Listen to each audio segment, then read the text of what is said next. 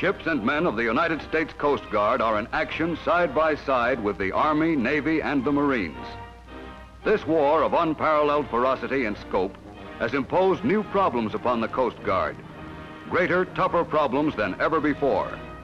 Because global war for the United States means global duty for the Coast Guard.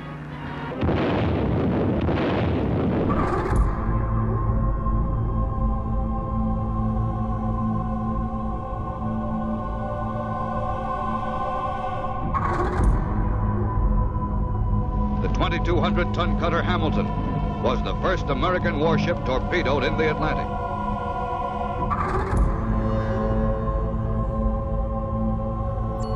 Coast Guard cutters on patrol duty in the North Atlantic were designated to supply meteorological data for ships and aircraft. The Coast Guard has been in the vanguard of attack in every major invasion.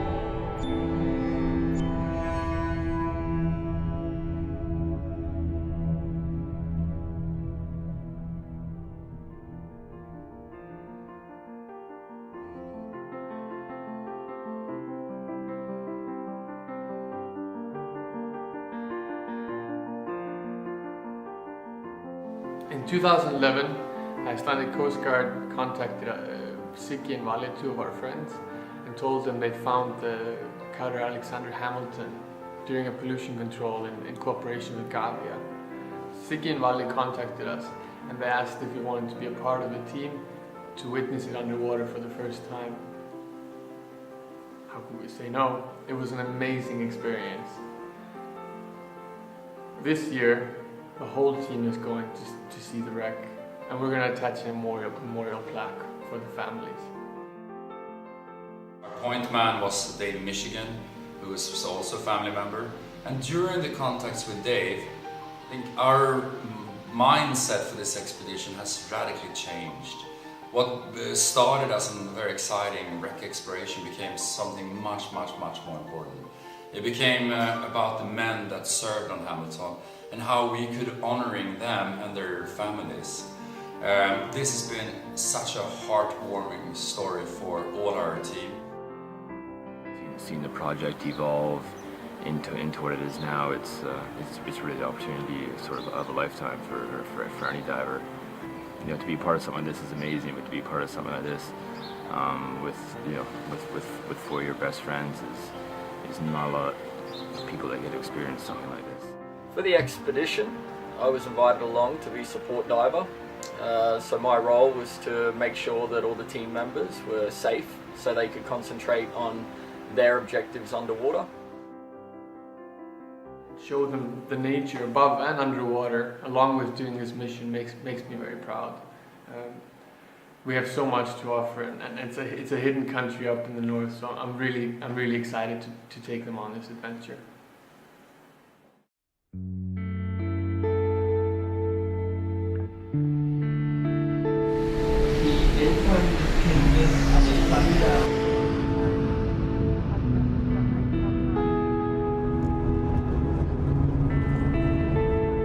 Great to be back here. I was here 2 years ago in 2011 when we dove on Hamilton the first time. It's great to be back. I recognize Reykjavik looked the same like 2 years ago.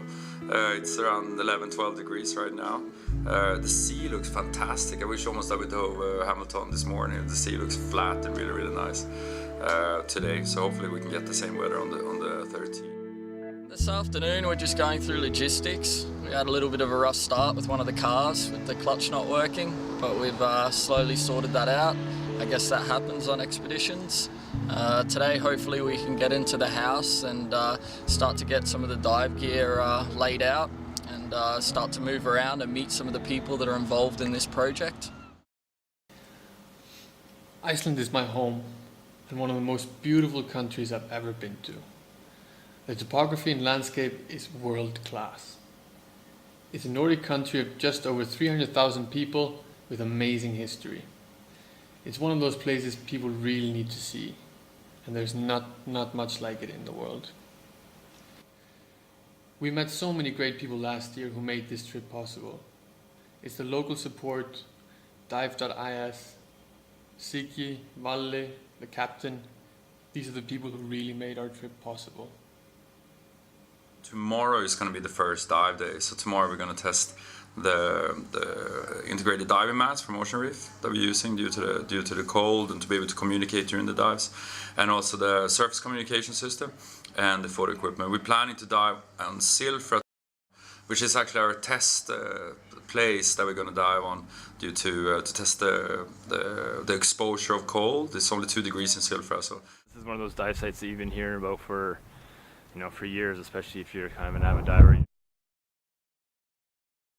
You look around this whole area in Iceland, this particular spot we're in, there's all these ridges everywhere. We've just explored, gone for a walk, and it's only a 10-minute radius, and you can see all these little gaps through the middle of rocks that have water underneath. You've got 20-meter drop-offs, visibility that you can see down to near the bottom that just keeps going deeper and deeper. So it's a pretty exciting place. I'm looking forward to getting into the water and doing some further exploration here.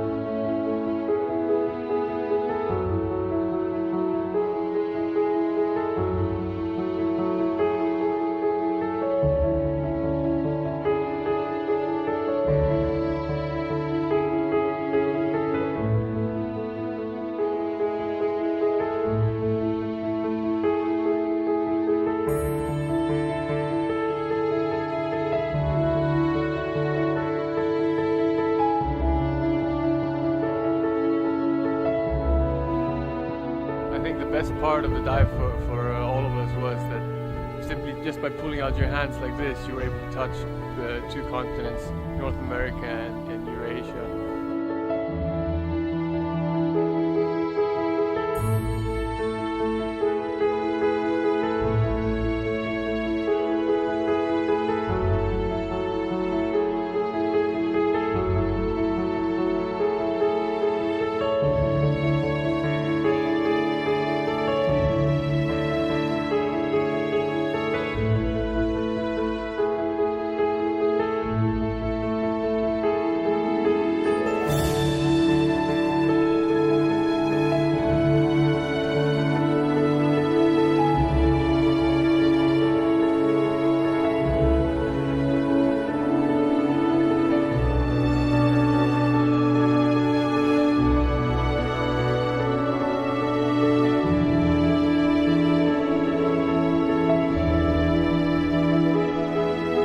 Temperature in the water today was about 3.8 degrees, so pretty cold, I must say. I mean, most divers wouldn't normally do a dive more than 30-40 minutes in these conditions, but we managed to do 1.5 hours today, so that was pretty good. It's good preparation for Alexander Hamilton.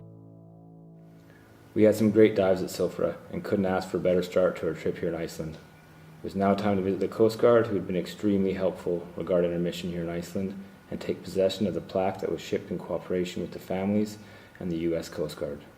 Þegar þið fundu Hamilton, þá voruð þið í mengunareftirliti? Mengunareftirliti. Þú varst í flugvélunni? Já. Okay. Þá var ég áhöfn á flugvélum. Já. Og þetta var olíuflekkur sem kemur ekki venjulega á veturna bara á... Nei, málið það að hann þegar við finnum hann hausti, þá hitasti sjávar herra hér við landi heldur en öðrum tímum ársins. Og þá myndast skilyrði þannig að olían fer út. Já. Og svo hætti að leka þegar sjórinn kólnaði aftur. Kom svo að þið náðu það að setja nafnið að þetta væri Alexander Hamilton? Svo fórum við bara í, við vissum að þegar við finnum olíuna þá farið í ákveðna vinnu, greiningavinnu til að sjá hvort það sé einhver skip sem hafi sett út olíu, og það var engin skip sem hafi verið hana. Þá datt okkur hugað að vera eitthvað flak og þá fórum við að skoða söguna. Já. Og komumst að því að þetta skip hefði farið þarna. Já. Þetta var eina skipið sem geti verið á þessu svæði.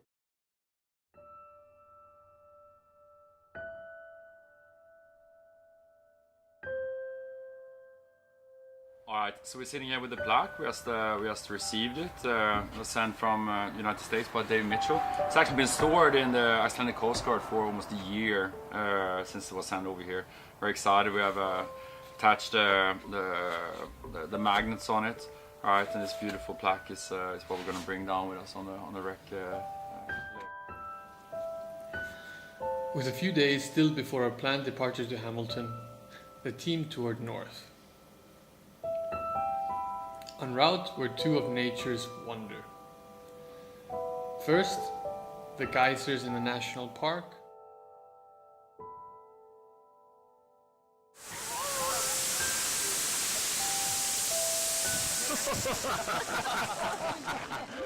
Followed closely by Gullfoss, one of the largest waterfalls in Europe. In the north, the team was set to dive the geothermal chimneys in Hjalteyri and the wreck of El Grillo, both highlights from our past expedition to Iceland.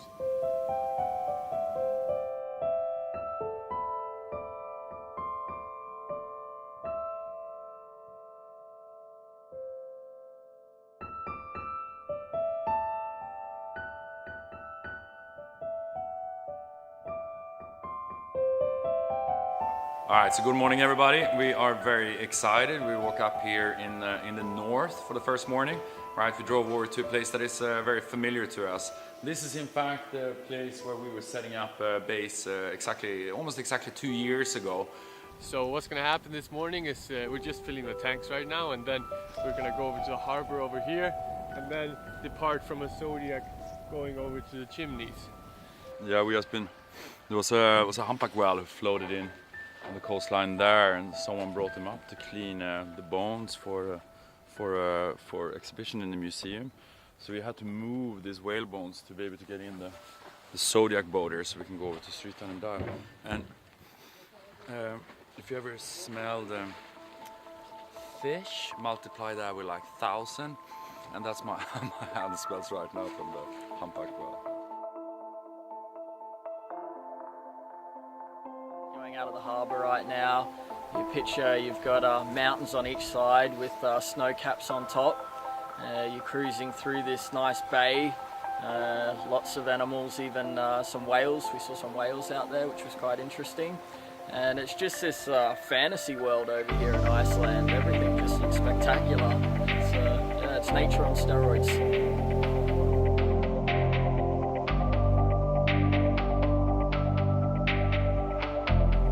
The wolffish here are very active, got some big teeth on the front of them.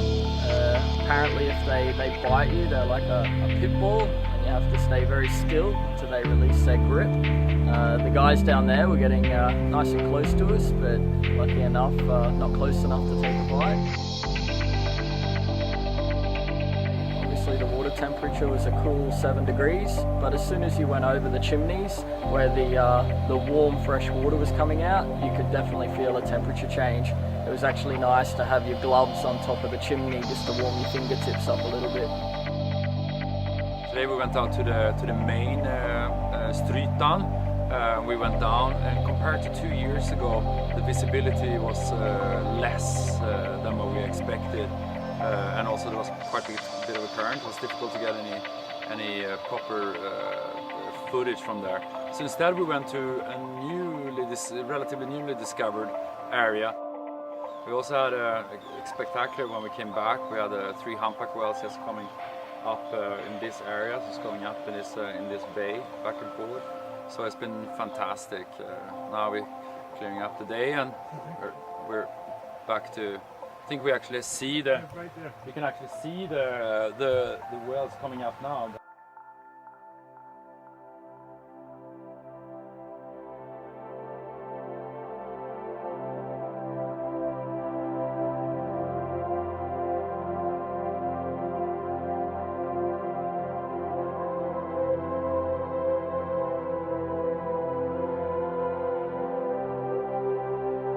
Standing right now in the background with Sigli Fjord in the view.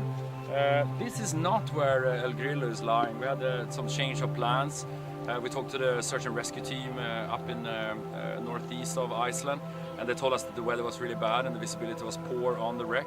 So we decided to change our plans. We didn't really know where to go until we find our savior, Ellie Gudmundsson. Then he had actually found a wreck a couple of years ago in this fjord. It's called Sigrid Fjord. That is just out here. We can't show you the area here because the location is actually not publicized yet, because the museum staff is going to do some research on it before it becomes official exactly where this wreck is located. Skipið, þetta 1500 tonna eikaskip og stolt danska flotans á sínum tíma. Var byggt 1856 og var þar sem sagt í þjónustu Dana hellingi áður það fór til við kapalagningu í Kína og leggja sæstreng þar. Svo var það keypt til Íslands og var notað hérna sem tunnugeymsla á Síldarárinu. Svo sekkur það hérna stað og það bara gleymdist. Það kom stormur á þessum tíma, skipið hvarf, það gleymdist alveg. Svo kynnist ég Örli hérna á Síldarvegssafninu og við förum svona að kaupla í þessu og hann hafði mikinn hug á að þetta skip fyndist, mikil saga á bak við skipið. Sjálfur með staflík með skip af skipur inn á samling á sér og við fórum að leita og það tók við 2 dagar að finna það og vorum að finna það. Svo bara, það er alltaf gaman að finna eitthvað nýtt sem enginn er að fara í.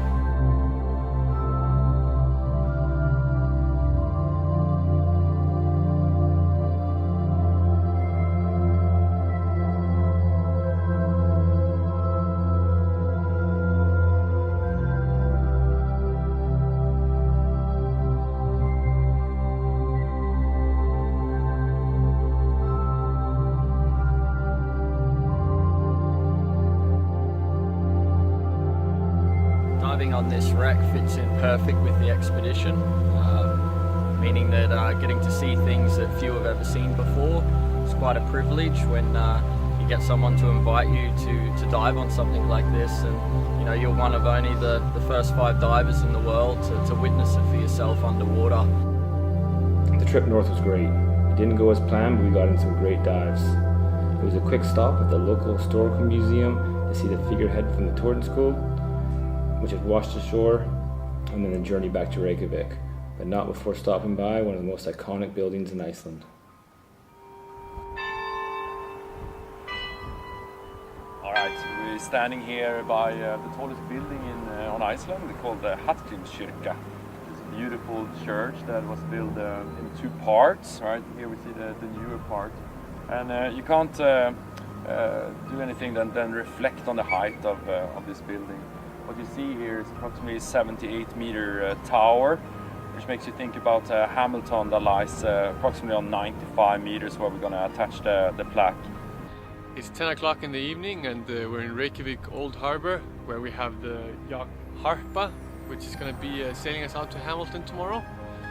We were not supposed to leave for another 2 days, but the weather window is really opened this morning, and it was saying, okay, we have to go tomorrow, the wind is going to pick up afterwards. So all day we've been getting ready, filling all our gases, making sure the equipment works, and now finally around 10 o'clock all the equipment's on the boat. But the main reason why we're using this one is actually for safety, because it's fast. So we can come out to Hamilton, which is 28 miles or so outside Reykjavik, in just in 1.5 to 2 hours, compared to last time when it took us like 6 hours. So it's much safer. If something would happen in the unlikely event, then we can be very, very fast back, and we can, come into medical attention in recompression chamber and so forth. So it's very exciting. Tomorrow morning is D-Day, right?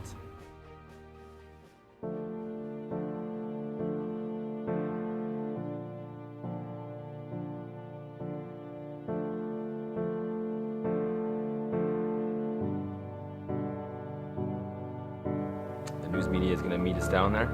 We have 2 hours for a secondary dive briefing on the way out, and then we're going to plan to dive between 12 and 3, which is when we're supposed to have the best conditions and the best light. So excited. 2 years in making, and finally we're here. It's great working together with the families for all this time, with the US Coast Guard, with Icelandic Coast Guard, and so many people who've been supporting it. Finally we are here. The weather is perfect. Amen. Joseph, Lerner, Robert, Libra, Lindsay, Clifford, Lil, Clarence, Gray, James B, Kinney, John E, Musselwhite, Ashburn, Reynolds, George W, Roberts, NSL, Sabelli, Nick, Seek, Ludwig, Lars, Michael T. You have so many considerations on a dive like this: the plaque, the depth, film equipment. This is where we really have to, rely on our team. This is why we're here. We only have one shot at this.